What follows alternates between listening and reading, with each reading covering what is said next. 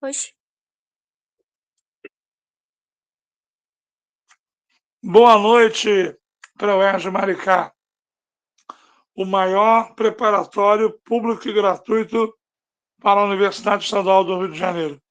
Aqui é o grupo de história, só tem revolucionário, pitbull aqui, mulher gato, só tem louco aqui. E hoje a gente vai para a nossa 13ª ou 14ª aula, Isabela? 14ª. 14. E ainda faltam 51 dias ou 50? Eu queria fazer um meme de 50 dias, né? Hoje é dia 11, falta 20, mais 30, 50. Gente, amanhã vai fazer 50 dias para a prova da UERJ.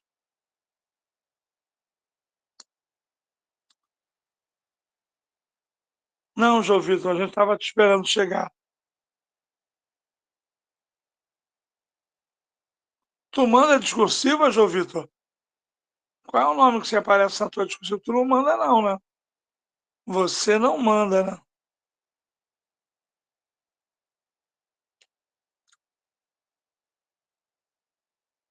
Pois é, eu estou sabendo todo mundo que manda.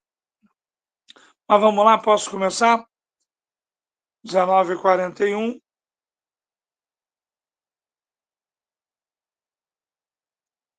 Bom, eu quero que algum aluno, vocês têm que ajudar, entendeu? Mas pode ser a Andressa também. Thais Maria, se você quiser dar uma saidinha e voltar daqui a meia hora, é contigo mesmo, tá?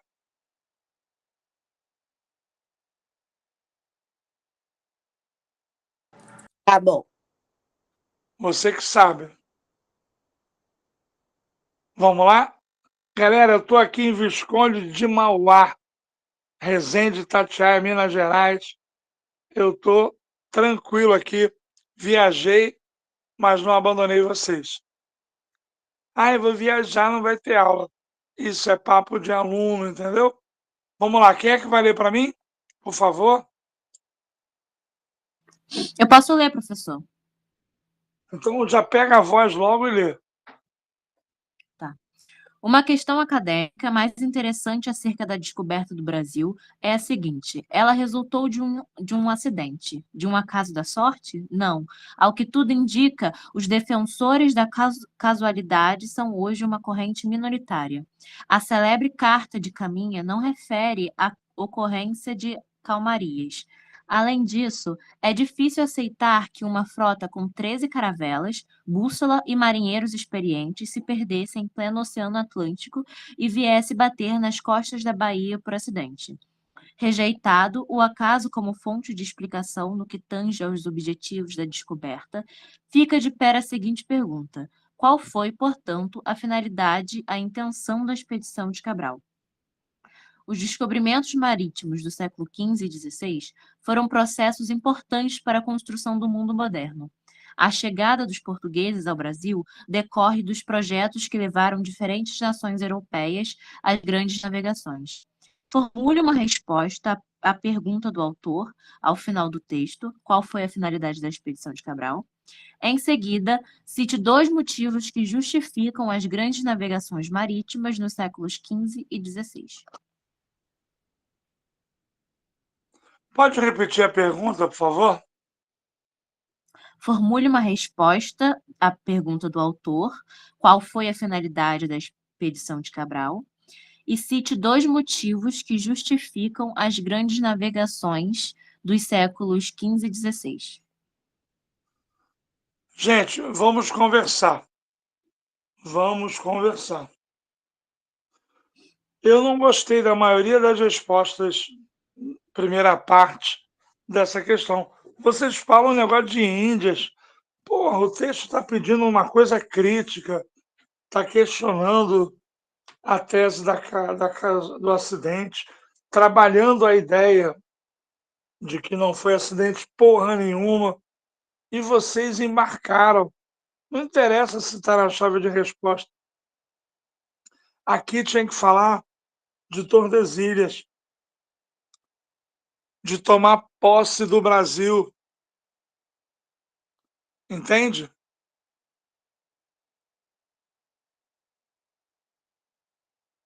Não foi legal. O resto é fácil, a questão da acumular capital, novas rotas, mas na primeira resposta, falar da questão das Índias, eu achei muito ruim. Eu vou ler o gabarito oficial, que eu também acho ruim, e separei um slide para vocês estudarem e acabarem com isso para sempre. Porque isso já caiu na UERJ, na pandemia, depois na múltipla escolha, já caiu no carnaval, e vocês têm que saber argumentar sobre esse assunto. Dos 63, 10 alunos só, 11, falaram o que tinham que ser falado. Isso quer dizer que 52 foram mal. Para mim é bom, porque eu não quero que você tire 20, tem que tirar 20 na UERJ. Comigo não, violão. Então isso ajudou vocês a não tirarem 20. Mais uma vez, nenhum 20. Então vamos lá? Pode ler o gabarito oficial, Isabela Lopes. Garantir a posse de terras a oeste do Atlântico que pertenciam a Portugal, segundo o Tratado de Tordesilhas, como estratégia para controle da rota atlântica que levava às Índias. Motivos: busca de especiarias, propagação da fé católica, busca de metais preciosos, busca de terras pela nobreza decadente, busca de matérias-primas rentáveis para o comércio europeu e afirmação do poder territorial por parte dos estados modernos recém-implantados. Galera, de boa, eu vou dar conteúdo, mas não pode, tem que ler a pergunta. Você não pode ter 50 alunos botando rota para as Índias, que o Cabral foi para as Índias. Ah, mas no gabarito fala, mas fala depois, como predicado. Ele veio aqui para invadir, ele veio aqui para ver se valeu a pena Tordesilhas, ele vem aqui para tomar posse, entendeu? Sabe? Quem quer Professor, ser zoado perdão. aí? Perdão se a minha dúvida for muito básica, mas o Tratado de Tordesilhas foi decretado antes de Cabral chegar ao Brasil? Mas claro, é por isso que eu vou te dar esse gráfico. Cabral chegou em 1500, Tordesilhas em 1494. Eu vou ter que dar essa aula de novo, 5 a 10 minutos. Ai, ai, ai, ai, ai. Qual é o seu nome, amigo? Eu? É o João Vitor. Oi, João Vitor, vamos trabalhar um pouquinho que... Ô, Isabela, bota para eles a imagem que eu vou conversar sobre essa imagem. Vai lá. Socorro. Aí cai um assunto desse fácil, vocês não lembram, só querem estudar coisa difícil, aí se arrebenta, né? Ai, ai, ai, ui, ui, ui.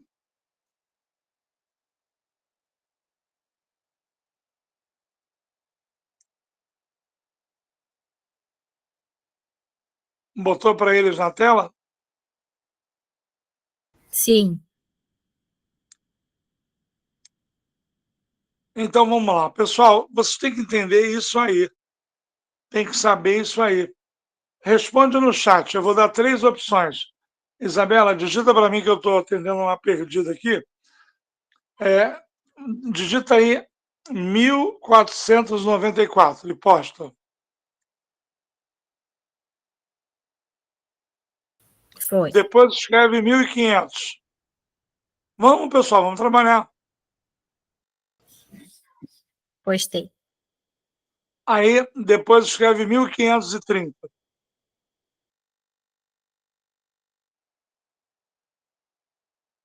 Postou, amiga? Sim, sim. Hora da verdade, hein? Se tu errar, vai ser bom, porque você nunca mais vai errar essa besteira. Vamos lá. Você tem 3 opções, hein? Quantos alunos nós temos até agora, Isabela? 47. Tá horrível. Avisa lá que a aula começou. Tem que ter 50, hein? Vamos cortar a aula de quarta-feira. Tem que ter no mínimo 50, 60. Mas vamos lá, vocês 47. Avisa aí. Desde quando o Brasil se tornou de Portugal?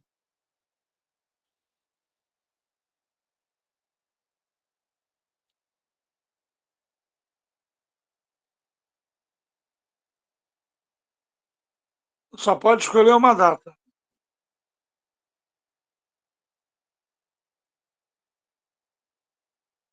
Todo mundo, eu quero que todo mundo me diga. Desde quando o Brasil é de Portugal?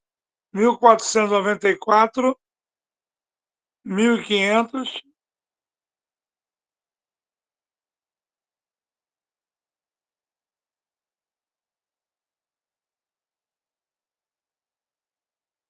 ou 1530?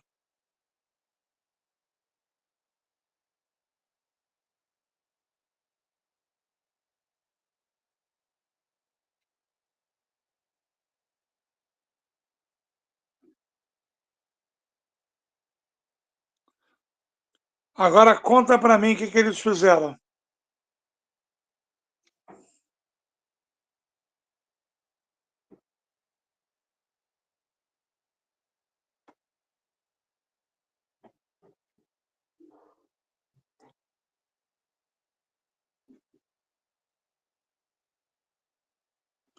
Isabela, você está me ouvindo? Tô contando. A maioria estava em 1530, teve 14 pessoas. Deixa eu ver os outros. Vamos, pessoal, quero saber desde quando o Brasil é de Portugal. Não estou brincando não, hein? Estou irado contigo.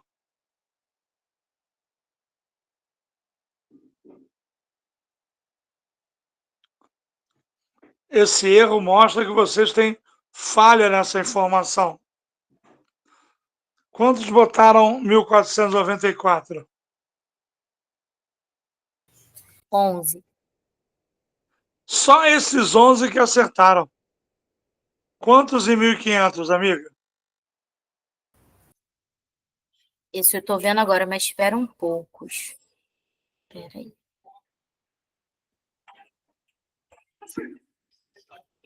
2.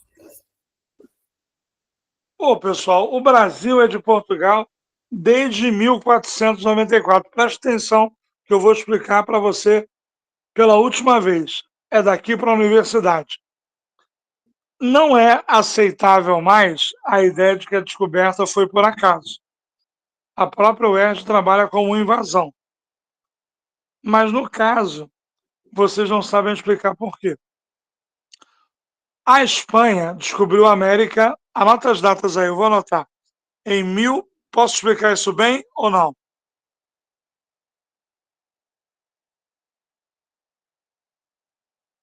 Então, a Espanha, ela descobre a América em 1492, 3 meses depois da unificação.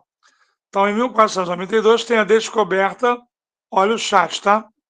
Sabia que isso ia dar problema. Da América. A descoberta da América é que é um acidente. Aliás, imagina um mundo sem a Shakira, sem você, sem eu, sem o Messi. Não fala de Neymar, não, que o professor de história não gosta de Neymar. Então, isso deixou o português revoltado. Por quê? Porque o português ele começou primeiro lá no século XIV, depois da Revolução de Avis. Vou botar aqui para vocês, ó. 1385, início da expansão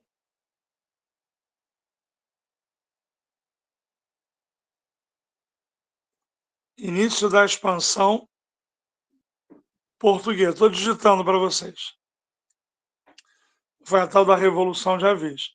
Então, Portugal começou primeiro, mas como achava que após a linha do horizonte os barcos afundavam, o português foi contornando a África pelo litoral até chegar ao Atlântico com Vasco da Gama. O espanhol, olha o chat, ele usou a circunnavegação. E graças a isso, provou que a Terra era uma esfera, ok? E chegou pelo Oriente ao Ocidente. Deu a volta no mundo.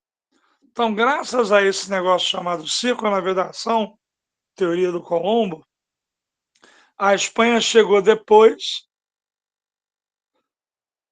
como nação centralizada, mas acabou tendo mais sucesso que o português, entendeu? Aí o português, barraqueiro, queria briga com a Espanha, porque começou primeiro. A Igreja Católica era ligada aos dois países. E a Igreja propôs uma bula, chamada Bula Intercoetera. Essa proposta, atenção, é bom vocês ficarem de olho no chat, era 100 léguas a oeste de Cabo Verde. Daqui a pouco eu vou para o mapa. Então, essa proposta aqui, a Igreja Católica a Igreja Católica propôs para evitar uma guerra entre Portugal e Espanha, que são católicos. Mas essa proposta era tímida. Se houvesse terras onde hoje é o Brasil, Portugal não teria nada. Estaria no mar. Então, Portugal brigou para melhorar essa proposta.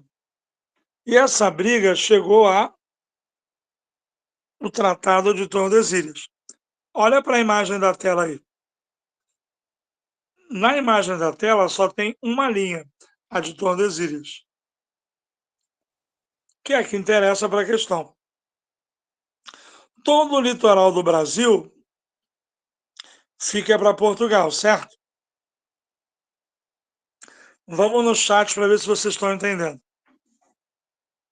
Qual é o oceano que banha a África? Chat.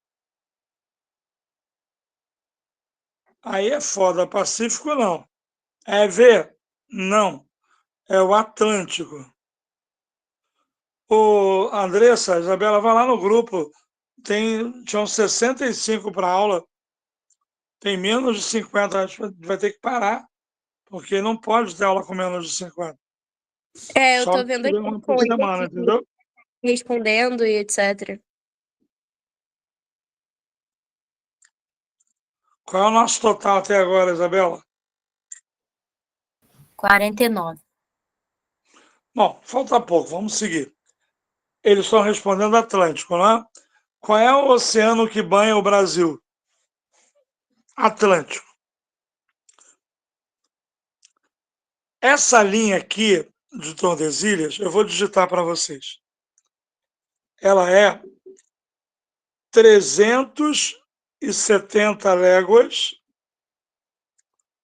de Cabo Verde. Espera aí, a primeira linha não era 100?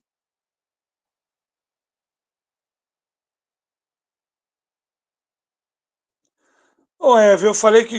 Não, Eve, você que deve estar com som ruim. Eu não falei que quem banha a América... Eu perguntei os dois.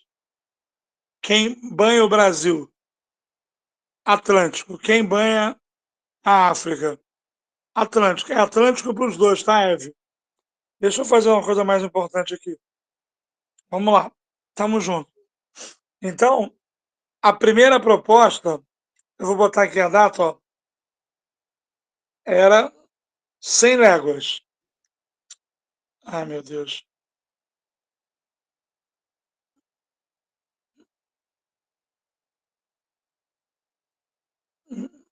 Peraí. Estou digitando aqui. Tinha que ter aluno para ajudar, entendeu? Esse ano está ruim nisso. Então, a primeira proposta era 100 léguas, certo? Responde para mim. 100 léguas a oeste de Cabo Verde. Essa proposta foi aceita por Portugal? Sim ou não? E aí, nós tivemos Tordesilhas, né? 370 léguas a oeste Eu estou indo assim bem devagar, porque eu quero que você domine isso hoje para sempre. Talvez seja a grande coisa da aula de hoje. Essa proposta agora que está no chat e que está na tela, Tordesilhas, Portugal aceitou ou não aceitou?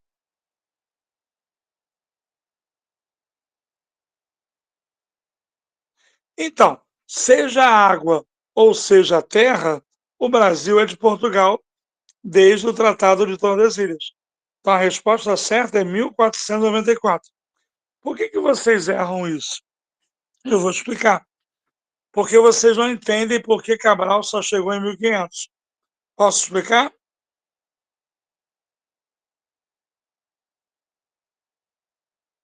Então, vou botar mais uma data aqui.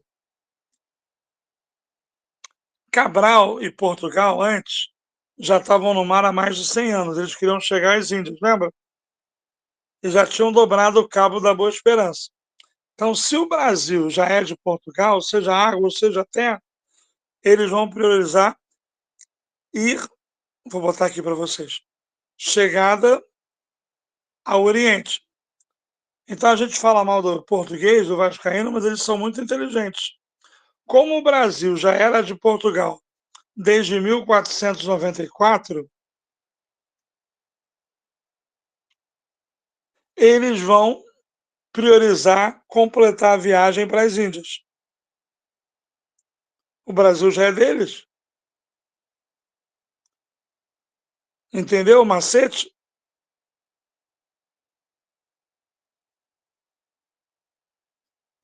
Com o Tratado de Tordesilhas, o português fica garantido. Seja água ou seja terra, olha para o mapa, olha para a tela. Essa parte abóbora é o Brasil de hoje. Mas toda a parte abóbora que está à direita da linha era de Portugal. Então, Tordesilhas serviu para Portugal dominar todo o Atlântico Sul. E aí, de posse desse tratado, Portugal prioriza chegar às Índias.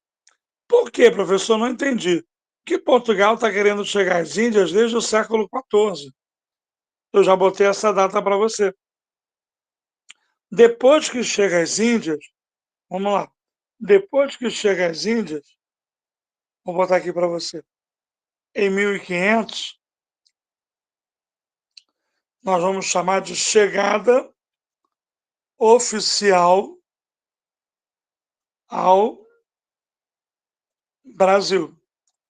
1500 é uma chegada oficial. Por isso é que o gabarito fala ocupar as terras a oeste. E foram 63, 12 alunos acertaram, 51 erraram. Perderam um ponto, que é precioso. Pode ser sua vaga. O que é chegada oficial? Tem alguma aluna aqui, ou aluno, que já namorou pra caramba no passado, mas agora está apaixonado por uma pessoa? Vai ser zoada, mas todo mundo vai entender. Eu, Beatriz Furriel. Gente, Beatriz, você pode dizer o nome da namorada ou do namorado?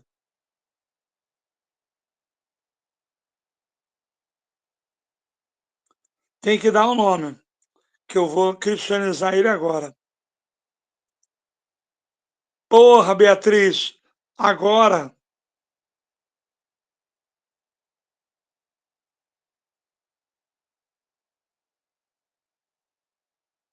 Vamos, tá atrasando a aula. Pois é, gente, a Beatriz Furriel vai ensinar a vocês o que aconteceu com a descoberta do Brasil. A Beatriz já namorou pra caramba, tá certa, tem que experimentar, testar para ver se é bom. E aí, a Beatriz agora vai ser o Cabral.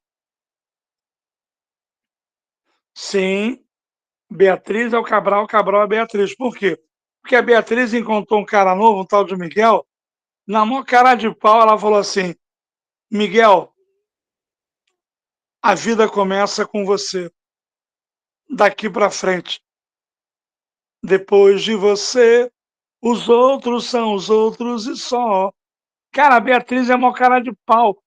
assim como o Cabral, porque os portugueses já tinham vindo ao Brasil. Teve 2 alunos que escreveram isso, Pinzon já no norte, mas Cabral é uma chegada oficial, ou seja, agora é de verdade, é para valer.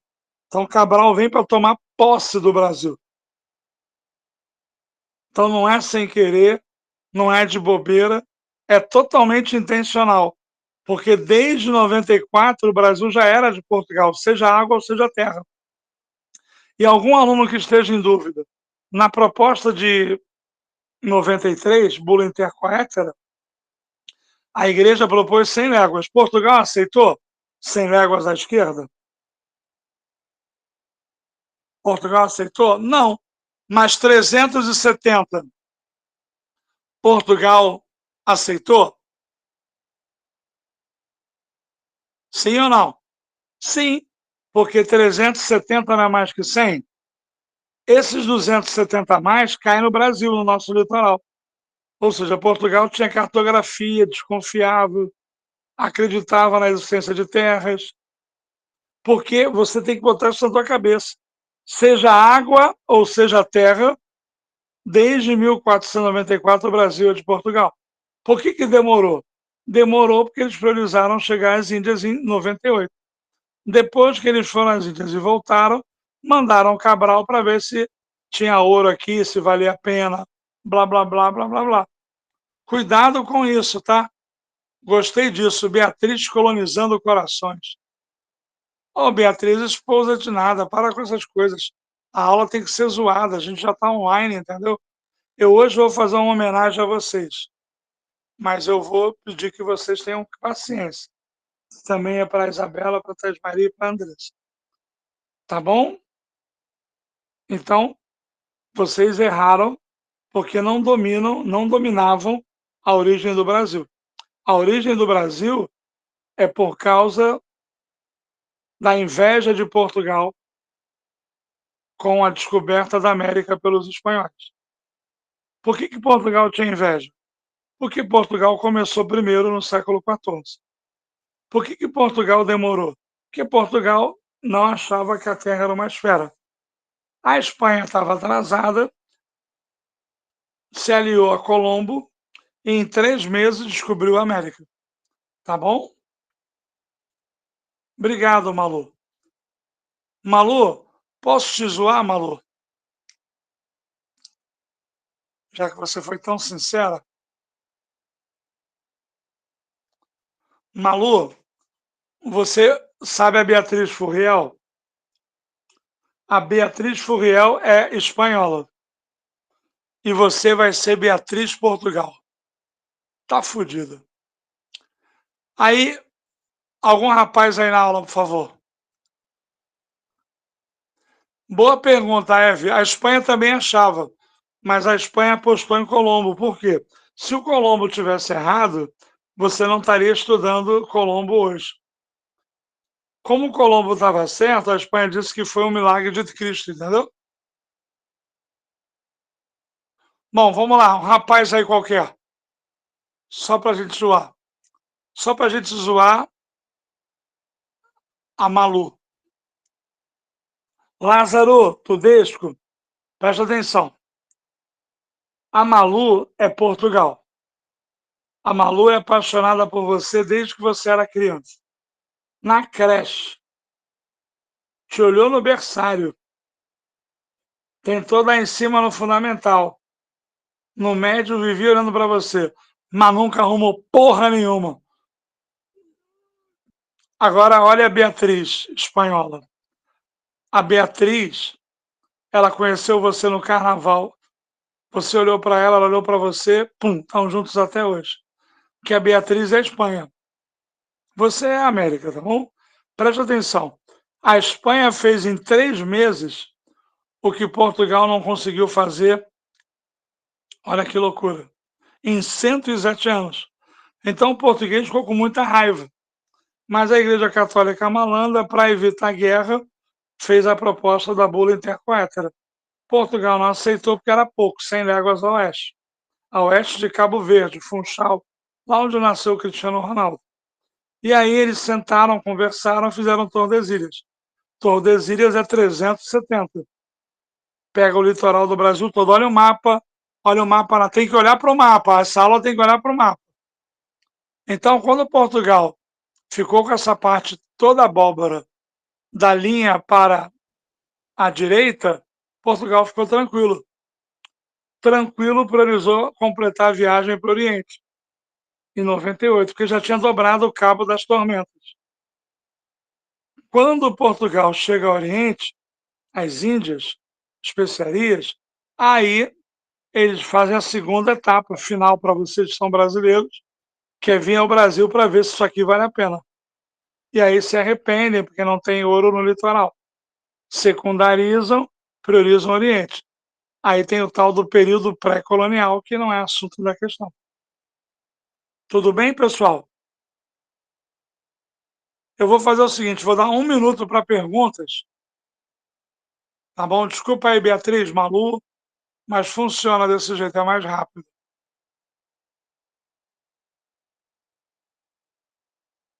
Algum aluno tem alguma pergunta? A Eva eu já respondi. Malu, eu já zoei. Você precisa entender isso hoje, tá?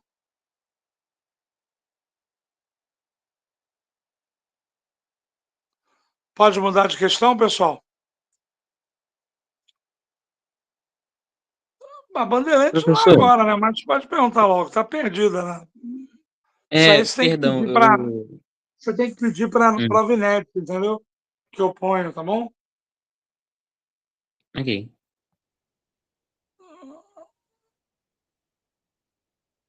Gostaram?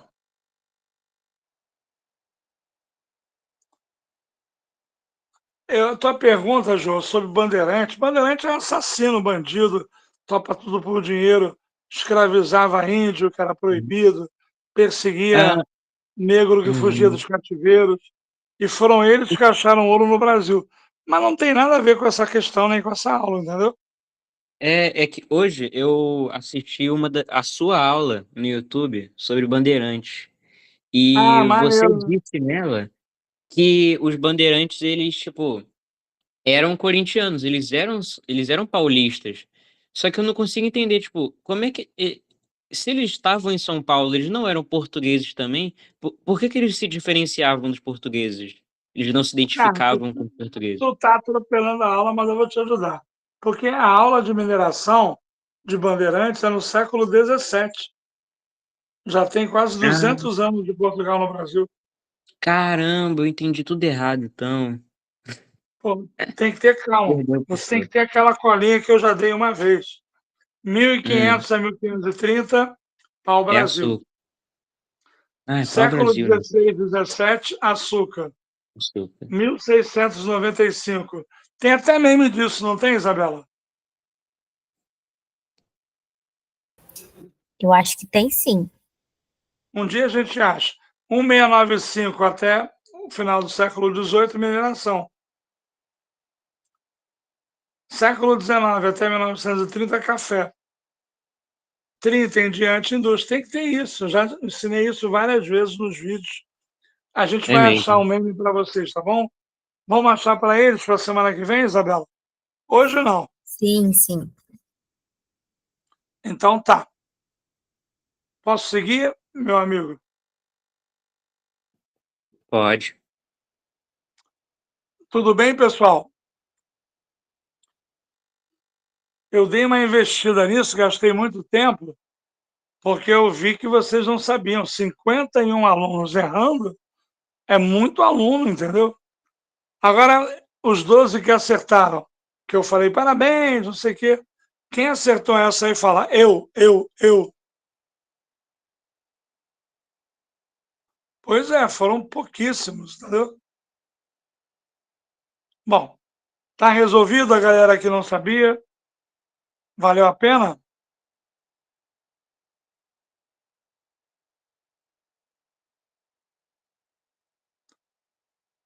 Isabela, qual é o nosso número aqui? 52. Tá muito ruim, pessoal. Isso aqui não pode ser assim tão ruim. Nós vamos perder para a biologia, não vamos? Quarta nós É, ganhamos vai sim. Até de redação. Quanto é que foi biologia ontem?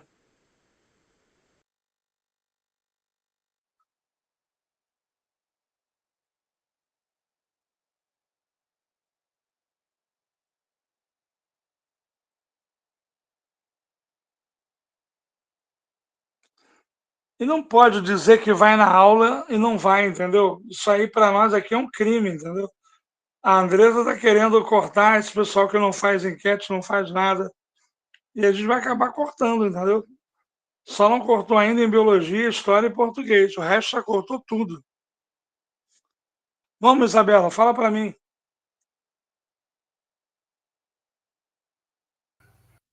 Oi, tinha travado um pouquinho aqui, William. O número, Isabela, de Eu ouvi biologia que ontem. vai perder para biologia. Ontem foi Então, 59. pô, estamos perdendo para biologia. E segunda? E química? Não pode. Segunda foi 52. E a gente agora está com quanto aqui? 52 também. Tá horrível, horrível. Mas vamos lá. Questão 2, vamos trabalhar, vamos. Tem que valorizar quem está aqui. Parabéns. Eu vou fazer uma homenagem a vocês sensacional hoje, hein? Vamos lá. Nasce daqui uma questão: se vale mais ser amado que temido ou temido que amado? Responda-se que ambas as coisas seriam de desejar, mas porque é difícil juntá-las. É muito mais seguro ser temido que amado. Quando haja de faltar uma das duas, deve, todavia, o príncipe fazer-se temer, de modo que, se não adquire amizade, evite ser odiado, porque pode muito bem ser ao mesmo tempo temido e não odiado, o que sempre conseguirá, desde que respeite os bens dos seus concidadãos e dos seus súditos, porque os homens esquecem mais depressa da morte do pai que a perda do patrimônio. Mas quando um príncipe está com os exércitos e tem uma multidão de soldados sob o seu comando, então é de todo necessário que não se importe de passar por cruel, porque sem essa fama não se mantém um exército unido, nem disposto a qualquer feito. Nicolau Maquiavel foi um pensador florentino que viveu na época do Renascimento. Ele é considerado um dos fundadores do pensamento político moderno e suas ideias serviram de base para a constituição do absolutismo monárquico. Identifique no texto duas práticas do absolutismo monárquico. Bom, aqui, pessoal, era muito fácil. Eu considero. Claro que a 1 eu considerava fácil, mas vocês transformaram em difícil. Mas a 2 e a 3 são ridículas. Eu acho que eu não vi alguém errar. Não me lembro.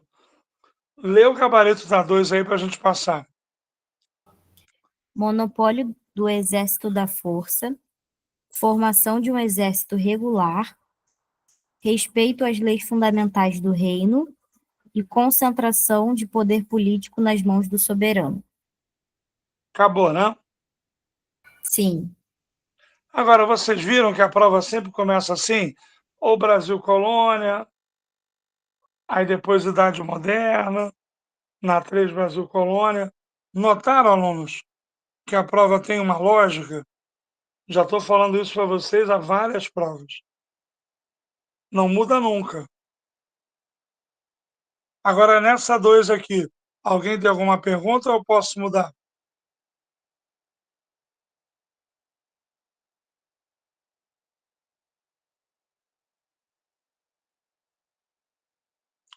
Ok, está no texto, centralização.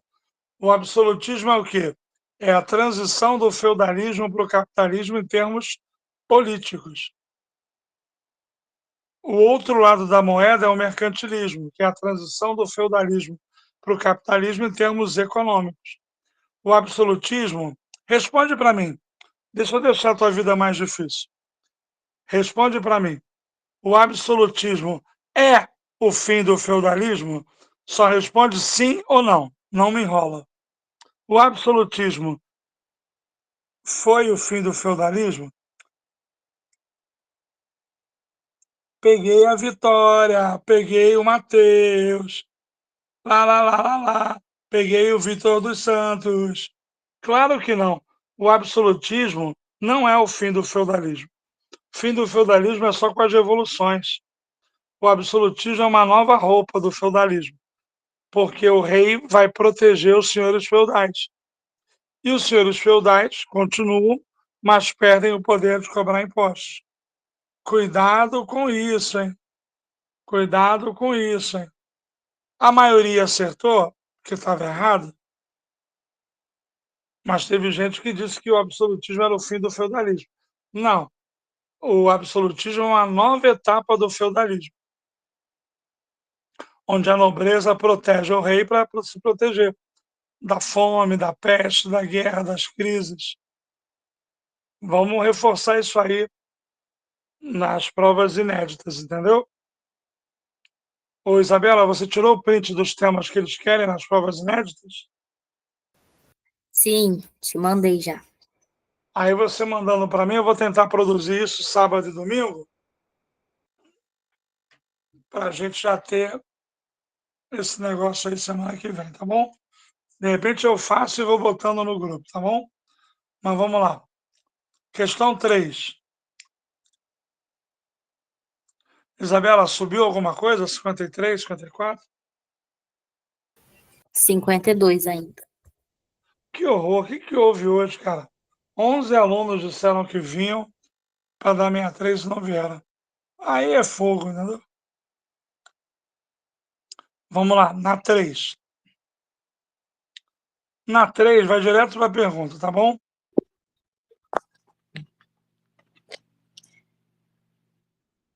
Não, vai aqui, ó. Expansão. Elis está com a voz linda, lê, Elis.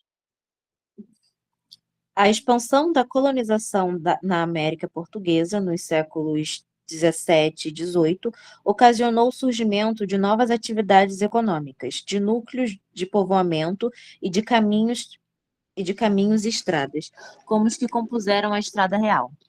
Cite a principal atividade econômica que condicionou o surgimento dos caminhos da Estrada Real e identifique 2 interesses da coroa portuguesa em controlar esses caminhos no decorrer do século XVIII.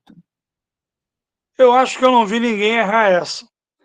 Mas essa aí, pessoal, teu irmão na 8ª série, 7ª série, 6ª série, isso é pergunta de um nível muito baixo.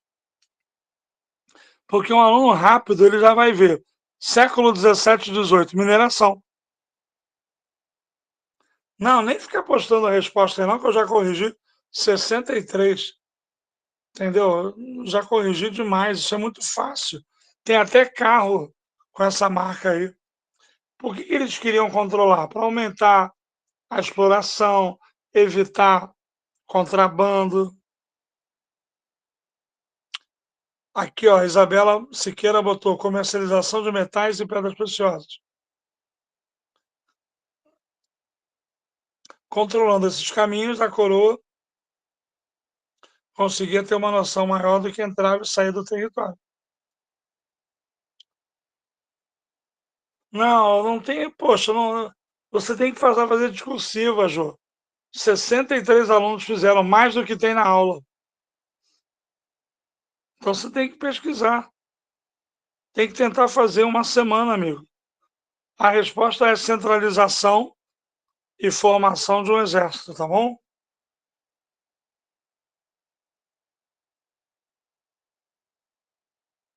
Vamos lá, pessoal. Pode mudar da 3, pessoal?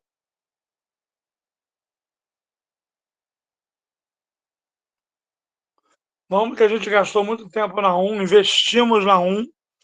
E a 2 e a 3 eram mais básicas, né? Todo mundo concorda que a 2 e 3 eram muito fáceis?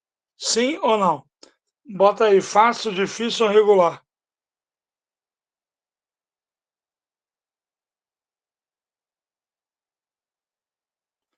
Bom, a 4, bota na 4, Isabela. Entrou mais um aí, não entrou? Entrou 53. Horrível, mas vamos lá. Essa 4 era melhor. Elis, você pode ler para a gente?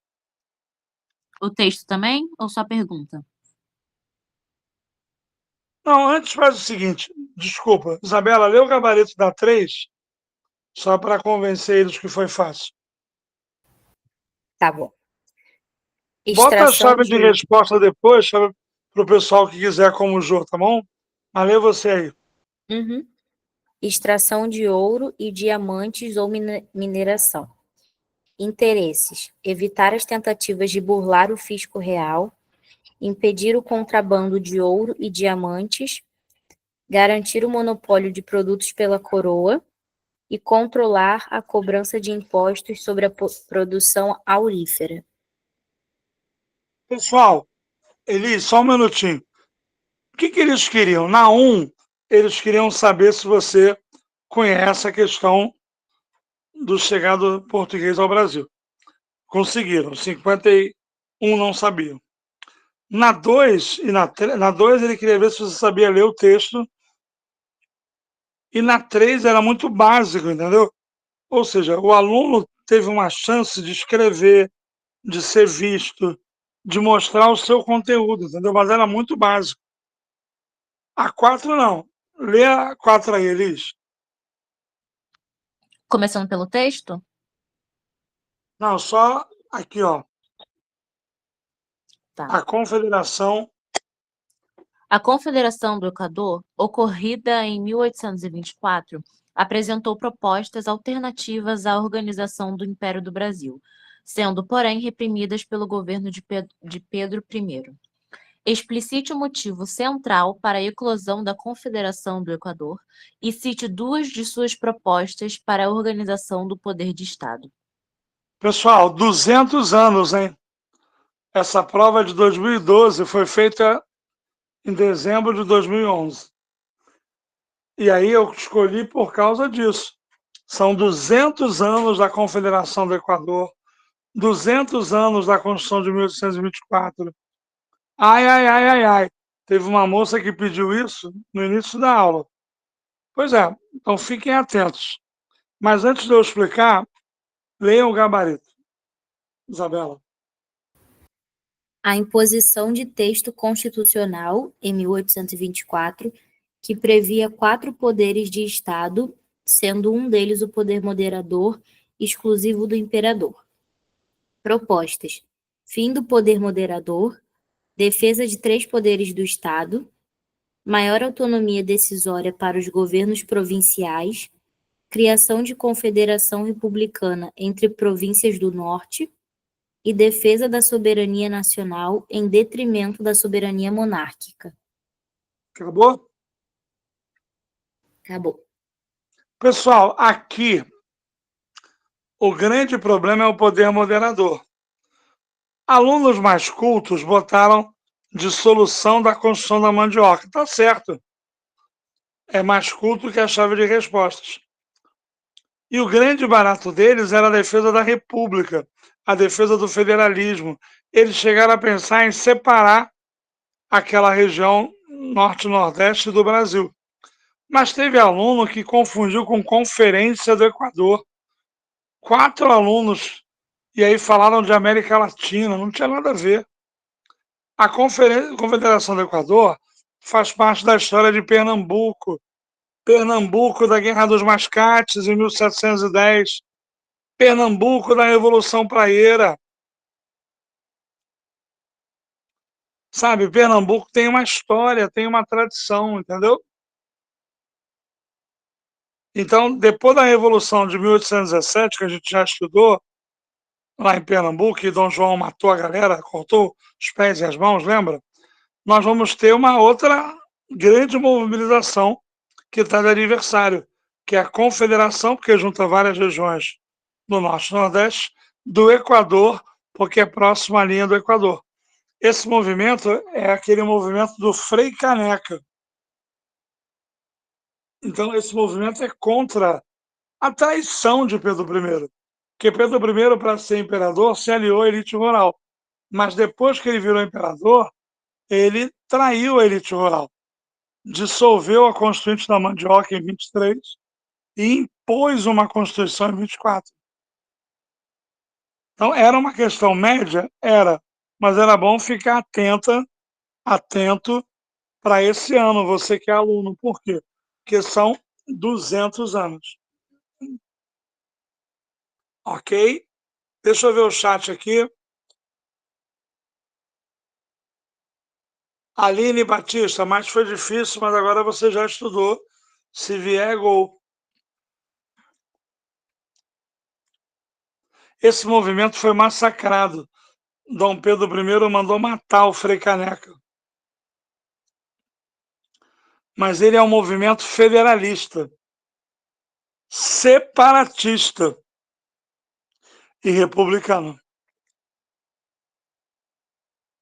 Teve aluno que botou foco na abolição da escravidão. Eu não considero que isso era uma prioridade deles.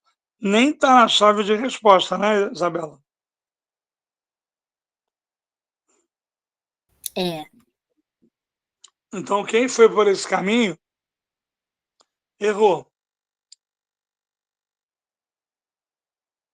Vamos lá? Pode mudar, pessoal?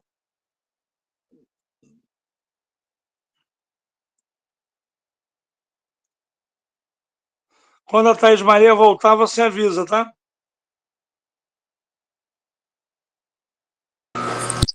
Oi, eu tô aqui. Depois das 5 você fala, tá, amiga?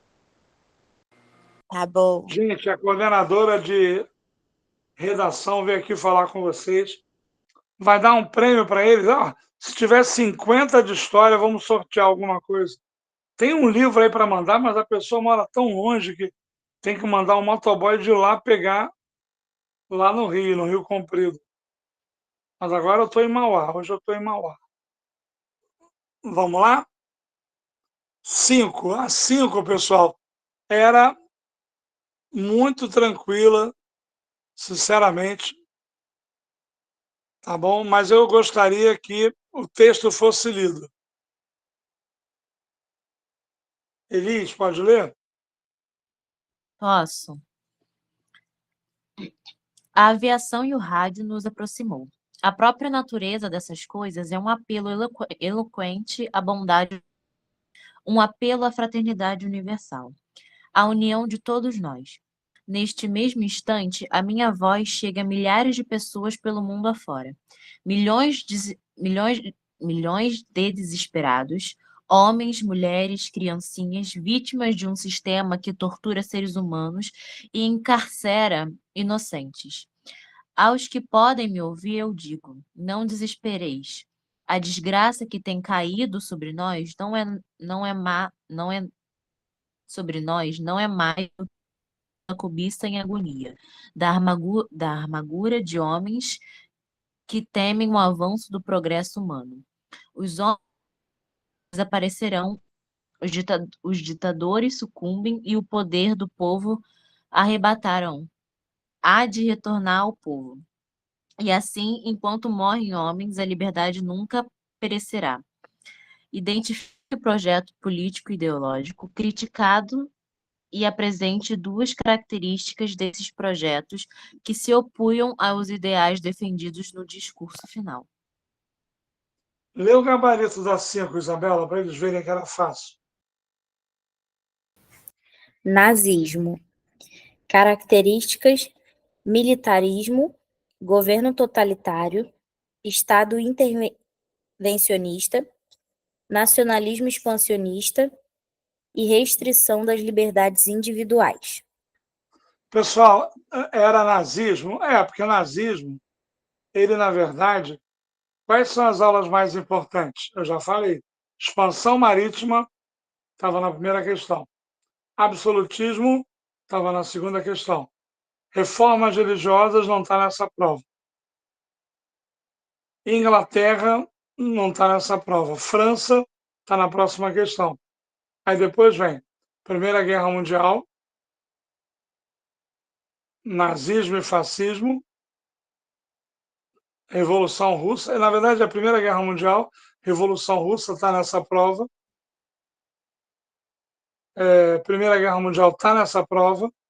Nazismo e fascismo está nessa prova. E Segunda Guerra Mundial. Ou seja, dos 10 grandes assuntos de história geral, contem aí para mim, tinham 5 ou 6 seja, é a prova mais manjada do mundo. Dava para acertar toda. E nós estamos aqui para quê? Para buscar 20. A gente não está aqui para tirar 15. Vocês só não vão tirar 20 comigo, que eu não deixo. E vocês dão mole, eu vou lá e creu. Mas já teve um 19,25 algumas vezes. Então aqui é precisão. Se você souber o que cai mais, você vai acertar. Mas era uma questão ridícula, fácil demais. Por isso que a gente tem que ter quarta-feira o dia da profundidade, com questões mais difíceis. Isso é muito importante. Aliás, Isabela, Andressa, você tem que me ajudar a divulgar a aula 13, a aula da prova inédita, para quem quiser estudar. Alguma dúvida nessa questão 5? Alguém se enrolou nessa questão 5? Sim, Amanda, eu já falei isso, 110 anos da Primeira Guerra. Mas vamos ver muita coisa. Eu acho que hoje está ruim, está em 53. Isso. Hoje está ruim, mas não é menos de 50, que aí seria péssimo. Mas a gente tem que ter quarta-feira sempre material inédito e uma semana para fazer a prova. Porque o que vale foram os 63 que mandaram para mim. Eu estou glorificado, porque esses alunos e eu estamos criando um vínculo com os áudios, com as broncas no... Tem alguém de psicologia aí? Tem alguém de psicologia aí? Vocês de psicologia, esse modelo de história é tão bom que eu estou fazendo para vocês em biologia e química. Estou começando agora, a primeira semana, porque isso aprova. Cansa, mas aprova. Então nós precisamos ter um dia tradicional, que é a sexta-feira, que é bom, que é onde vocês erram a profundo mais, e um dia da loucura, que é a quarta-feira. É o dia da loucura. Tem que ser um dia que você vai vir preparado para sofrer. Vai ter que pesquisar. E se não tiver tempo, vai vir de peito aberto para aprender. Ok? A prova está muito fácil. Eu vou só pedir um favor aqui para Thaís Maria. Thaís Maria, você já está a postos aí? Já, tô aqui. Então, eu separei uma homenagem. Eu quero que vocês tenham um pouco de amor nesse coração. Outro dia acabou a aula, fiz uma coisa diferente. Tinha 80 na aula, só 20, 30 comentaram. A gente tem que valorizar o trabalho das pessoas. O meu, da Thaís Maria, ok? E eu separei um negócio para vocês. A Thaís Maria vai falar sobre a redação, um minutinho. E depois, Isabela, enquanto a Thaís Maria ainda estiver aqui, eu quero mandar uma letra para vocês, desesperados com a prova de história, com as discursivas, com os assuntos. Eu quero dizer que você tem um amigo, eu, e que você pode me chamar a hora que quiser. Mas antes, vamos para a redação. Pessoal, boa noite. Thaís Maria aqui falando. Nós estamos no tema 4, né? E o prazo vai finalizar no dia 15 de outubro, já está pertinho. Aqui do grupo de história, 19 pessoas entregaram já, tá? Eu conto com vocês, espero que vocês façam, tá? O tema 3 está sendo finalizada as correções, são 15 dias para corrigir, tá? Então já está sendo finalizado. Tema 4 está rolando, tá bom? Se atentem, faça no prazo, tira foto boa, tá bom? Faça com uma caneta preta para o professor e a professora conseguir enxergar, tá bom? Então, conto com vocês, a redação é para todos. É importante vocês conseguirem testar e ver, né? Ter a devolutiva para ver o que vocês precisam melhorar.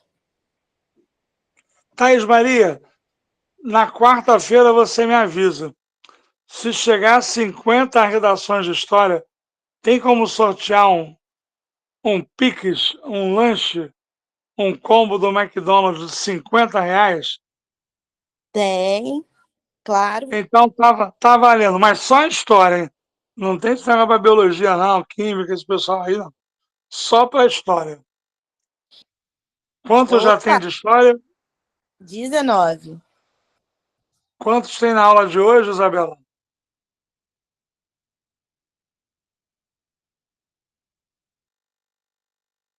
53.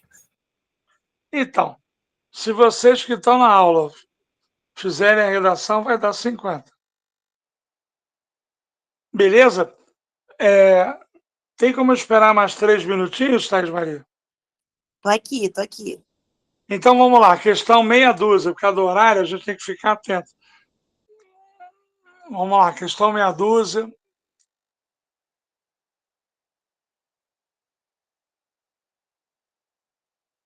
Ih, te derrubei, né, Isabela? Você já ia botar um negócio, né? Estava preparado aqui, mas já troquei. Foi mal. Podem ler aí, Elis? Lê para a gente a meia dúzia. Tá. No século XVIII, durante a Revolução Francesa, Santo Domingos, uma pequena colônia na América Central, rebelou-se contra sua metrópole, dando início a uma luta pela independência do Haiti, em um processo diferente daqueles que ocorreram nas demais colônias do continente americano. Aponte uma proposta da Revolução Francesa que influenciou a independência do Haiti e a principal diferença entre este processo e as outras lutas pela independência das colônias americanas. Bom, vocês não vão lembrar, mas o Haiti já apareceu aqui. Já apareceu aqui, junto com a Conjuração Baiana. Tem que ver as aulas que você perde. Tem que ver. Mas aqui, lê o gabarito da meia dúzia para eles, Isabela. Uma das propostas. Ideia de liberdade e igualdade como direitos essenciais do homem. Abolição da escravidão, provocando cisão entre grandes proprietários escravistas coloniais. Diferença: participação ativa de negros, libertos ou escravos na luta pela manutenção da liberdade conquistada pela colônia. Acabou, né? Sim.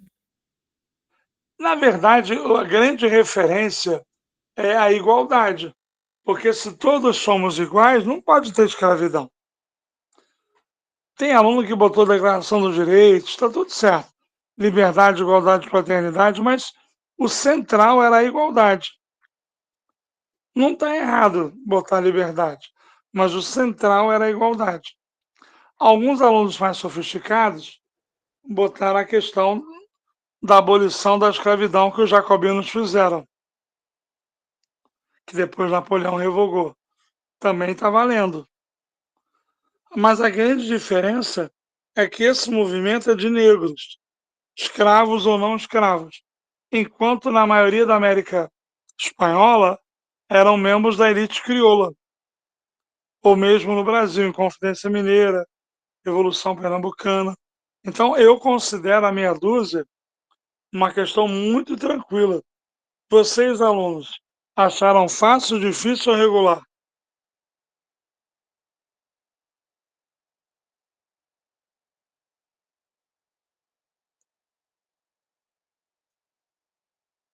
Ou seja, eles botaram a questão 1, a questão 4, a questão 9 e a questão 10 para você não tirar 20.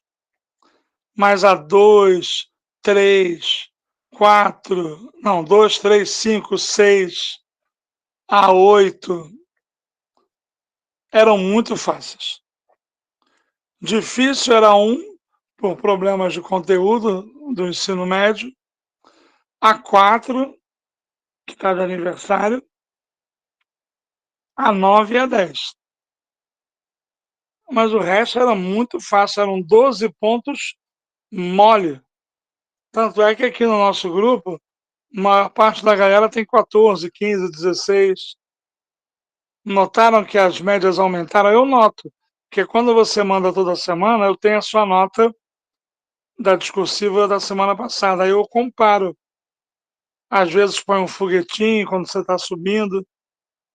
Então o segredo é treinar, treinar, treinar, treinar. Mas vamos lá. Você, Isabela, é contigo. Você,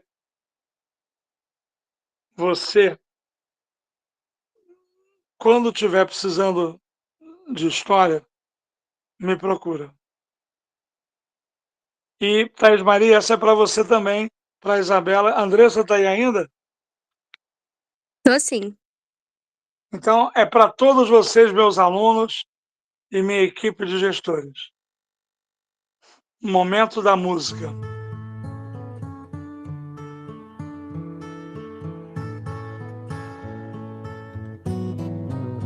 When you're down and troubled, Me procura! and you need a helping hand, and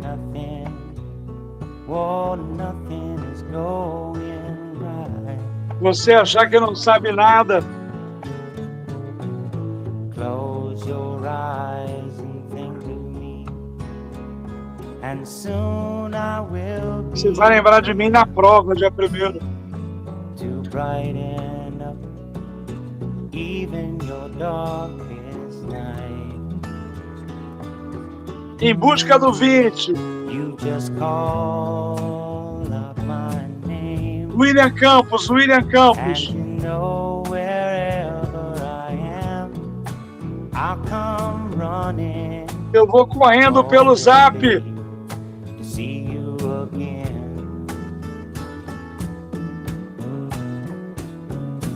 Winter, spring, summer, or Agora é fall. primavera. Now all you got to do is call, É me chamar pelo and I'll Zap. be there. Yeah, yeah, yeah. You've got a friend. Vocês são minha alegria. Hoje tá ruim, mas depois dos 80 o pessoal não aguenta. E é If the véspera de feriado. sky above you should turn dark and full of clouds, and that old north wind should begin to blow,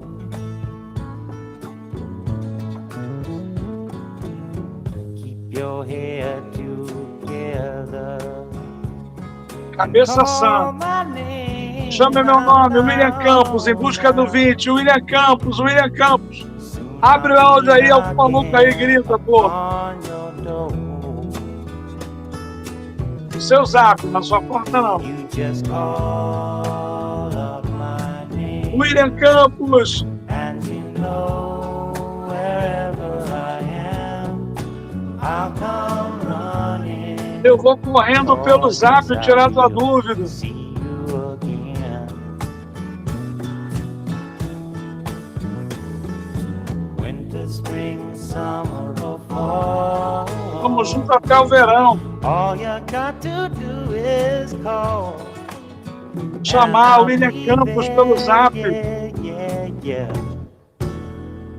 Hey, ain't it good to know that you've got a friend? É bom saber que você tem professor de história para chamar de seu. They'll hurt you and desert you. Well, Essas take pessoas não your confiam em soul você, and não acreditam em você. Oh, Eu acredito. don't you let down. You just call out my name. Não deixa ninguém te jogar para baixo. Vamos pro 20.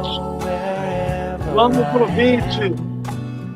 I'll come running to see you again. Oh, baby, don't you know about winter, spring, summer, or fall? Ah, moleque, isso é James Taylor. Isso aqui, esse cara veio no Rock in Rio em 85. Ele cantou essa música no Rock in Rio, isso é uma loucura. Podem procurar no YouTube, que vocês vão ver. You've got a friend. Thaís Maria, para você, você tem um amigo Ain't it aqui. good to Você não know pode you've falar muito got de a prêmio. friend? Isabela, Ain't você it tem um good amigo to aqui. know you've got a friend? Andressa Ete, você tem um Oh amigo yeah, aqui. yeah, you've got a friend. Vamos trabalhar, questão 7. Ah, bando de ogra! Ah, bando de ogro! Bota amor nesse coração, cabeção. Que lindo. Eu tô aqui em Visconde de Mauá. Só natureza em volta e não esqueci vocês. Falei, não, vou dar aula no meio da natureza. Só não vou mostrar o céu porque para eu andar vocês sabem que eu tenho que pegar uma muletinha. Aliás, ô Isabela, aquela chargezinha de história do PCD, você tem como botar no grupo lá de história? Tem sim. Tá no Instagram, hoje é dia do deficiente físico. Elas fizeram uma homenagem a mim. Se você puder ir lá comentar, porque vocês são meus amigos. Né? A vida mudou muito depois que eu perdi a perna. Mas não ter perdido vocês me mantém vivo. Uma vez eu pedi, ninguém fez.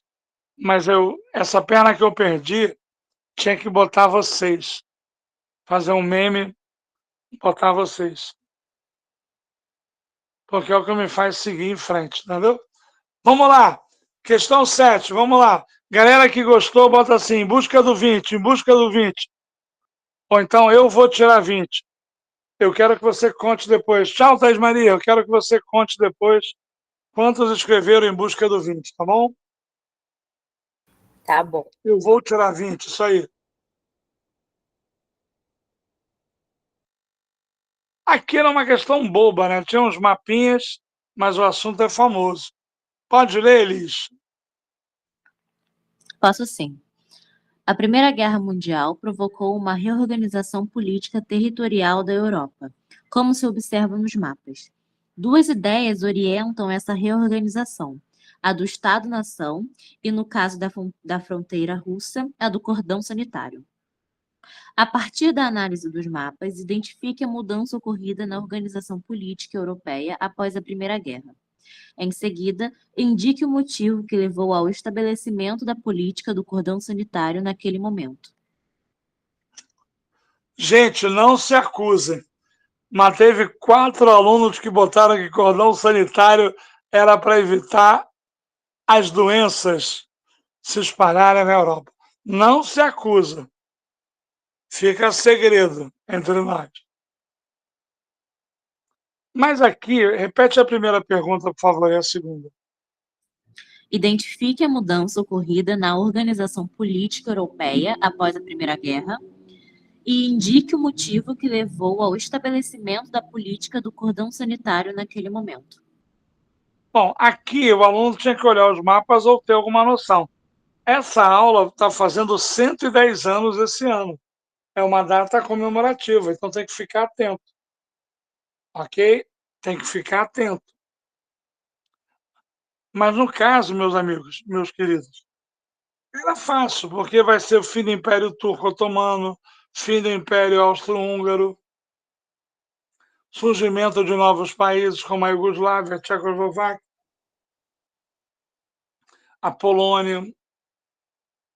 E o objetivo do cordão sanitário é o seguinte: a Rússia teve revolução em outubro, e em 22 nasceu a União Soviética.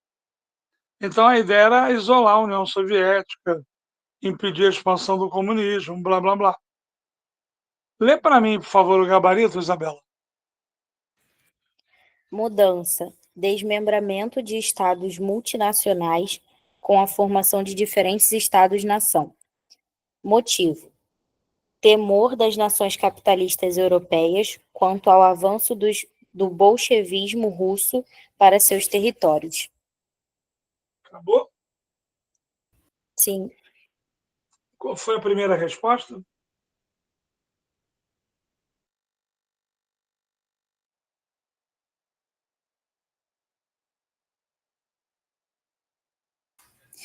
mudança, desmembramento de estados multinacionais com a formação de diferentes estados-nação. Às vezes tem gente usando a resposta da UERJ. Eu quero que vocês treinem. Por isso que é bom a gente ter a prova inédita, porque a vontade de dar uma olhadinha é muito grande. Eu vi algumas respostas iguais, uma meia dúzia. Tem que falar o que você aprendeu: fim do Império Turco-Otomano, fim dos impérios centrais, surgimento de novos países. Não é grave, que para mim você fazer, mesmo que você dê uma pesquisada, uma olhadinha, é ótimo. Mas eu sei quando tá igual, entendeu? Ai, ai, ai, ai, ai.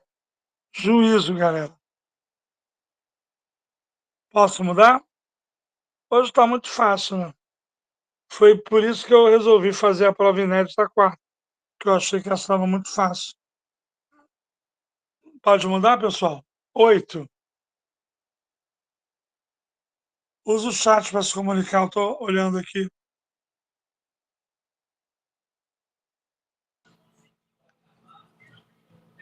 Com o fim da bipolaridade política, avançaram os processos de integração entre países. Um exemplo disso é o Mercosul, criado em 1991. O quadro abaixo ilustra o PIB, PPC, paridade do poder de compra, e o IDH dos países do Mercosul, para o ano de 2007, com a entrada da Venezuela. Indique 2 objetivos econômicos da formação do Mercosul e aponte também uma dificuldade para a consolidação desse bloco. Gente, pelo gráfico dá para ver que uma dificuldade é a disparidade econômica, né? Tem que ler gráfico na prova da UERJ. Agora, as coisas boas são várias. Integração dos mercados, ok? Mas vamos lá, lê o gabarito oficial. Chave de resposta. Isso não é gabarito, é chave de resposta. Vamos rápido para eu gastar tempo com o Vietnã, que vocês têm mais dificuldade. Vai. Objetivos: redução de tarifas alfandegárias, formação de um mercado comum comercial, construção de parcerias comerciais complementares, livre circulação de bens, serviços e fatores produtivos, adoção de políticas comerciais comuns a partir da adaptação das legislações existentes, dificuldades: prevalência das economias mais estáveis, diferença da força econômica entre Estados-membros, reflexo das crises internacionais nas economias dos países do bloco e políticas nacionais protecionistas de determinados setores da economia. Bom, aqui, pessoal, o Mercosul, a ideia é fazer o que tem na Europa. Então, era uma questão chique, né? Porque na época o Mercosul estava muito forte. Era uma questão interessante, porque a Venezuela tinha entrado e merecia uma reflexão. Muitos alunos botaram as divergências políticas. Hoje em dia tem tudo a ver essa resposta. Que o cara da Argentina, o Milei, ele, por exemplo, não é a favor do Mercosul. Ainda mais com a liderança do Brasil. Então, foi bom essa atualização de resposta, que obviamente não está na chave de resposta, porque a chave de resposta é da prova de 2012. Mas passaram 12 anos, eu notei que muitos alunos se atualizaram e mandaram bem no gabarito. Parabéns. O padrão é a diferença econômica que os países têm. Isso é um problema.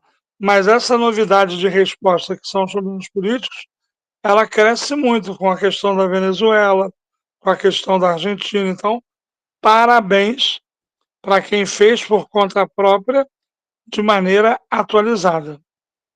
Uma questão que eu considerei fácil, mas eu quero ouvir vocês. Fácil, média, fácil, regular ou difícil?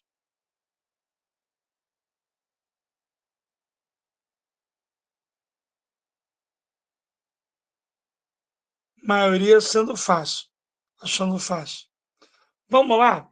Pessoal, agora sim, uma questão que vocês podem melhorar ou usar para estudar, tá bom?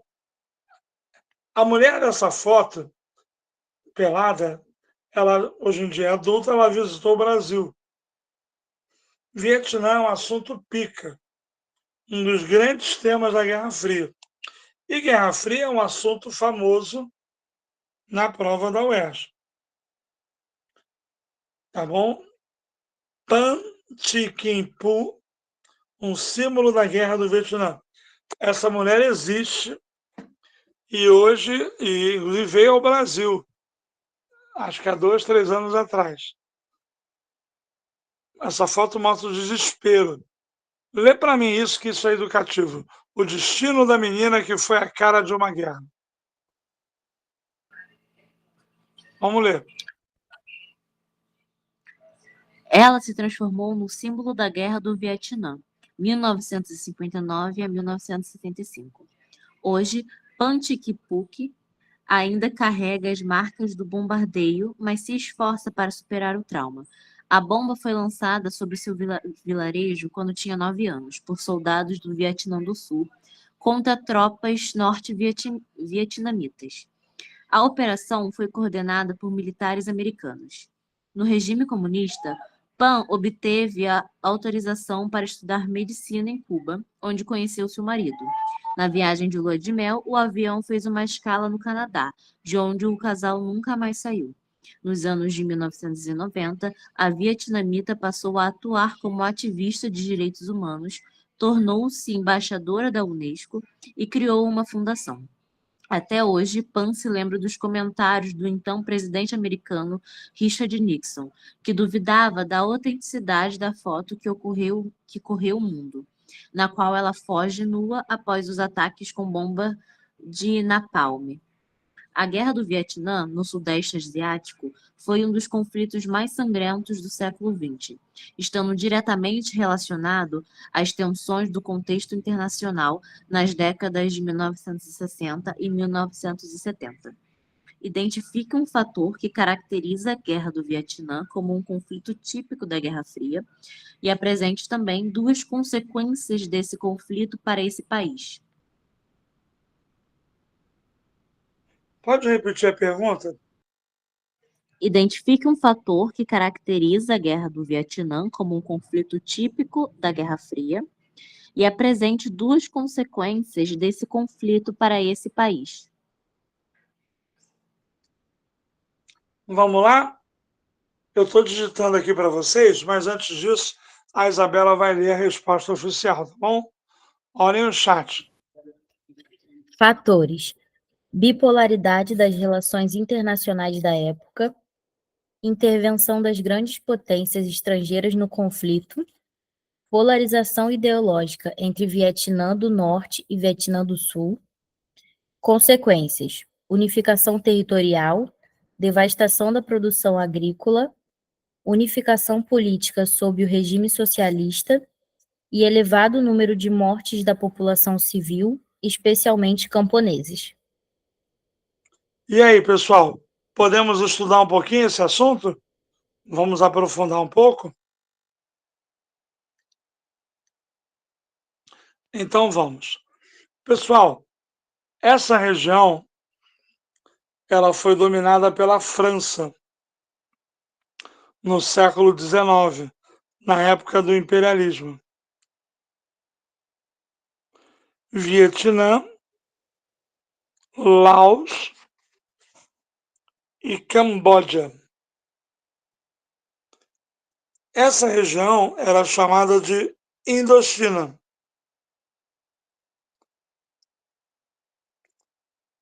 Esses 3 locais fazem parte da Indochina. A Indochina era da França desde o século XIX. Só que, olha a primeira data que eu botei. Só que o Japão invadiu essa região. O Japão imperialista, aliado da Alemanha e da Itália, invadiu a região da Indochina, cujo país mais famoso é o Vietnã, mas que é composta pelo Laos e pelo Camboja. Só que, como vocês sabem, tudo está relacionado. Na medida em que a França foi invadida por Hitler, ela ficou meio fraca em relação às suas colônias. E isso favoreceu o Japão, que invadiu a Indochina. Só que os vietnamitas, eles conseguem lutar contra os japoneses, principalmente com a questão de Pearl Harbor, um pouco antes também, mas o Japão, os vietnamitas, eles são um dos povos mais guerreiros da história, porque o vietnamita ele luta na Segunda Guerra contra o Japão e vence. Olha as datas. Quando o Vietnã vence o Japão, Segunda Guerra Mundial, eles acham que estão livres, independentes. A guerra acaba, as colônias inglesas se libertam, descolonização pacífica, mas os franceses não aceitam. Então, a descolonização francesa é violenta. Isso atinge o Vietnã, isso atinge a Argélia e vai gerar a Guerra da Indochina. A Guerra da Indochina é Vietnã versus a França. É uma guerra de libertação colonial. É a chamada descolonização violenta. Nessa Guerra da Indochina, os vietnamitas vencem. Isso já tem a ver com a Guerra Fria, porque o americano dizia que se o Vietnã ganhasse a Indochina, era um efeito dominó. O comunismo podia crescer, até porque também teve a Guerra da Coreia. Então, quando acabou a Guerra da Indochina, a França perdeu. O Vietnã está livre. Só que o Vietnã se divide, assim como a Coreia. O norte do Vietnã segue a China e a União Soviética se torna comunista. O sul do Vietnã segue a Coreia do Sul e os Estados Unidos e se torna capitalista. Aí, olha só o chat. Em 1956, a ONU tinha feito uma proposta. Vamos lá, olha as datas. A guerra acabou em 54. E a ONU propôs o seguinte: em 2 anos vamos fazer uma eleição para ver qual o modelo que o país vai escolher. Se é o socialismo do norte, comunismo, ou se é o capitalismo do sul. Atenção, alunos, isso é muito importante. Os Estados Unidos deixam ter guerra? Perdão, os Estados Unidos deixam ter eleição? A ONU propôs a eleição em 56. Teve eleição ou não teve? Porque os americanos tinham medo do comunismo vencer. Aí o norte do Vietnã decide cagar para a ONU e marcha para invadir o sul. Aí começa a Terceira Guerra. Essa sim que é do Vietnã, de 61 a 75. O americano compra a briga do Vietnã do Sul, arma o Vietnã do Sul, fortalece o Vietnã do Sul. Achou que ia ser fácil. Só que o norte do Vietnã já tinha derrotado o Japão, Segunda Guerra Mundial. Já tinha derrotado a França, Guerra da Indochina. E aí eles estavam no embalo, entendeu? E nesse embalo, usando táticas de guerrilha, eles sofrem muito, há uma devastação, mas o Vietnã do Norte invade o Vietnã do Sul. Os Estados Unidos, é uma coisa que vou digitar para vocês, os Estados Unidos perderam pela primeira vez na história uma guerra. Então isso pode cair sempre. Em 1973, os americanos fazem um acordo chamado Paz Honrosa. Na verdade, é uma paz sem vergonha, porque o americano sai da guerra, abandona a guerra, daí que vem o Rambo. O Rambo faz o que os vietnamitas faziam com os americanos. O Rambo é o anti-herói. Na verdade, o americano é humilhado. O Rambo 1 começa com os americanos fugindo pela embaixada. É isso aí. Os americanos fogem, porque o norte invade o sul e unifica o Vietnã, liderados por Ho Chi Minh. Então, a principal consequência é a unificação do país. Agora, obviamente que vai ter uma devastação da economia. Agora, teve aluno, pessoal, 9 alunos botaram que houve a morte de milhões de vietnamitas. Tem que tomar cuidado. É claro que perde ponto. Porra, milhões de vietnamitas morreram? Tá de sacanagem, né? Bota muitos, bota milhares. Mas depois que o americano sai da guerra, o sul fica mais fragilizado. E aí fica mais fácil para o norte. Eu vou digitar para vocês. Que em 1975, o norte invade o sul e unifica o país. Ou seja, há 25, quase 50 anos atrás, nós vamos ter a unificação do Vietnã. Então, os vietnamitas são um dos povos mais guerreiros da história, porque eles vencem o Japão na Segunda Guerra, vencem a França na Guerra da Indochina, saem na porrada entre eles, que a Guerra do Vietnã é uma guerra civil, Vietnã do Norte contra o Vietnã do Sul. Só que naquela época estava na Guerra Fria, o americano pegou carona no Vietnã do Sul. O maior apoiador do Vietnã do Norte não é a União Soviética, como vocês acham. Eu notei que vocês acham isso. Mas o maior apoiador é a China, que mandou 1 milhão de soldados para lutarem no Vietnã. Então a questão está feita, não foi tão difícil assim, porque a primeira parte era só dizer que o norte era apoiado pelo comunismo e o sul era apoiado pelo capitalismo. Teve gente que inverteu, 2, 3 alunos. E eu tenho uma forma de você dominar isso. É só você lembrar da Coreia. Na Coreia, o norte é comunista e o sul capitalista. No Vietnã, a mesma coisa. Mas é um erro que pode acontecer com você. É um erro bobo para quem é professor? É, mas acontece. Então, o Vietnã ele vai ter uma descolonização violenta. A guerra do Vietnã é um símbolo de descolonização afroasiática contra a França.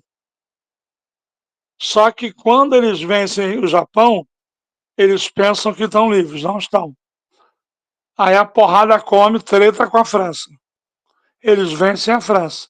Só que quando eles vencem a França, eles estão divididos. A ONU propõe uma eleição para unir o país. O americano não deixa ter eleição. Quem diria, hein? Os Estados Unidos contra a democracia. E aí, como não tem eleição, a ONU não vale nada, ninguém respeita essa porra, a porrada vai comer, o norte vai marchar contra o sul. Os americanos compram o barulho do sul, mas o norte é mais organizado, tinha mais tradição, usava táticas de guerrilha. O americano faz muito estrago, mas não consegue vencer.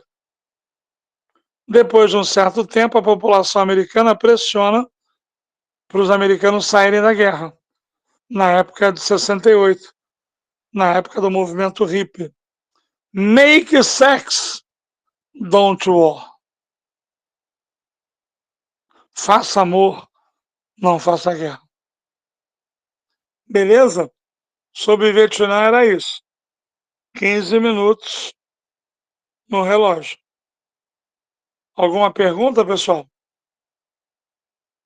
Vocês têm que falar, porque hoje vocês tiveram a aula inteira de descobrimento, de achamento, e tiveram 15 minutos de Vietnã, que às vezes você não tem a vida inteira.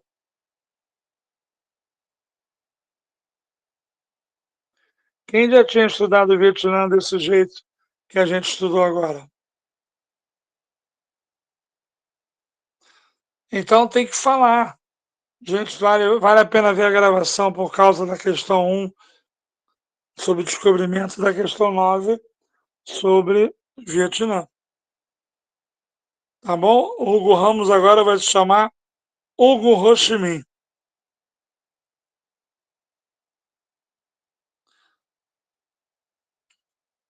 Última questão.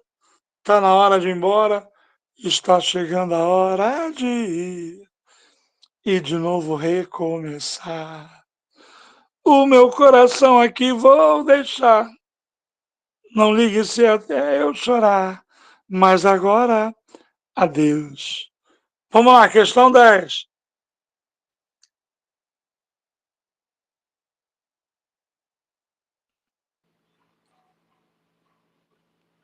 Em seus 2 mandatos como presidente, Fernando Henrique Cardoso buscou o apoio de diferentes forças políticas e partidárias para implementar um programa de reformas que rompesse com o que chamou de legado da era Vargas.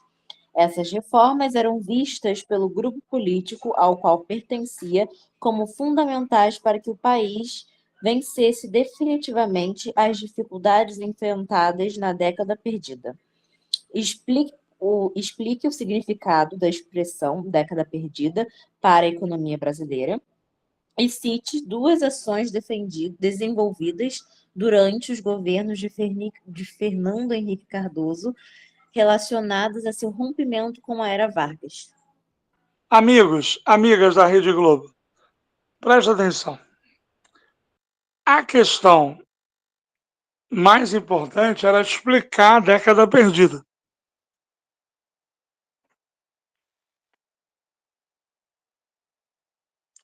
E era para explicar. Valia um ponto. Parece até aula de quarta-feira. Explique. A segunda parte, cite 2. O Vargas na intervenção do Estado na economia. O Vargas na criação de estatal. Então era só virar ao contrário. Não precisava sofrer tanto. Vocês gostam de sofrer. Mas se é contra o Vargas, é a favor do liberalismo, das privatizações. A primeira é que dava trabalho. Lê o gabarito da 10 aí, Isabela. A expressão caracteriza a grave estagnação econômica que a sociedade brasileira sofreu nos anos 1980, marcados por desemprego, altos índices de inflação, diminuição da capacidade de consumo e aumento do déficit público e da dívida externa.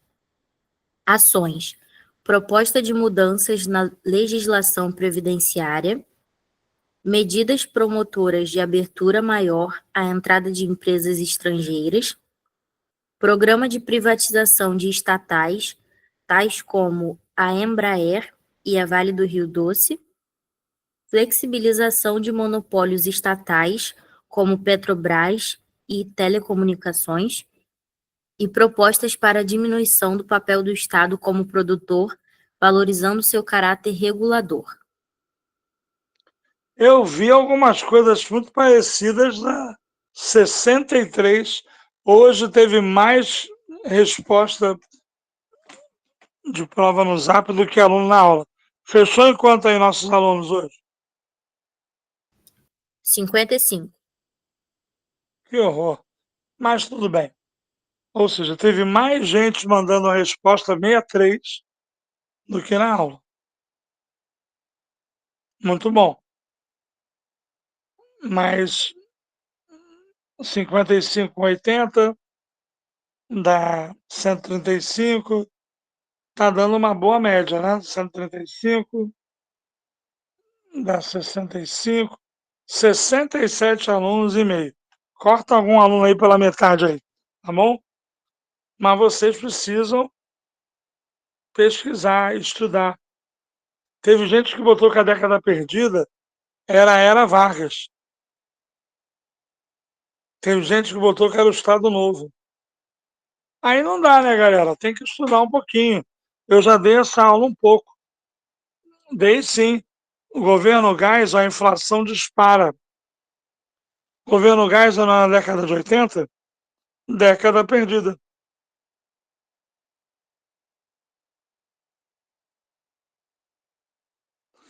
Em 86, o Plano Cruzado. Em 88, a Constituição. 89, eleição. E aí entra o Collor, com o Plano Collor. Então, pessoal, tem que localizar com calma as coisas, pesquisar.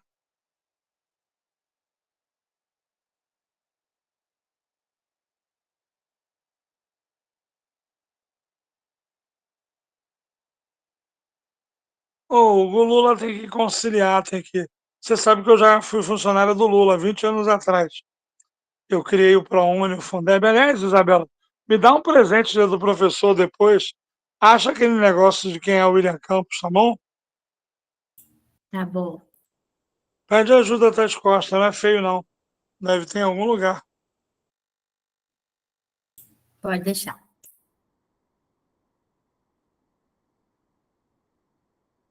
Sim, João Vitor. Saíram como se nada tivesse acontecido, mas 2 alunos botaram que teve 2 crises do petróleo, em 73 e depois do início dos anos 80. E isso acabou quebrando ainda mais o Brasil por causa da vinculação com os Estados Unidos. Bom, pessoal, estou cansado, passei o dia inteiro corrigindo discursivo, a prova está aí. Alguma pergunta? A próxima prova é de 2011, não é, Isabela? Isso. A gente vai fazer do mesmo jeito, tá bom? Mas agora me ajudem. Manda só o gabarito. Tem gente que manda foto de caderno. Poxa, dá mau trabalho. Eu deixo por último. Quando for assim, manda em PDF. PDF é bom, que eu abro o PDF e estou no Zap. Aí eu consigo. PDF é bom, mas o melhor mesmo é o pessoal que digita, está treinando o texto, entendeu? E me manda. Tá bom? Prova nova. E quarta-feira eu vou pegar esse print da Isabela. Quarta-feira não, hoje. E vou montar já uma prova. Pior ou melhor que a de quarta-feira, tá bom? Pessoal, hoje não tem música. Comentem lá no grupo o que acharam da aula, da música, do Vietnã. Nós precisamos divulgar, porque a frequência foi ruim. Mais véspera de feriado, tamo junto, tá bom? Vai lá pro grupo. Tchau!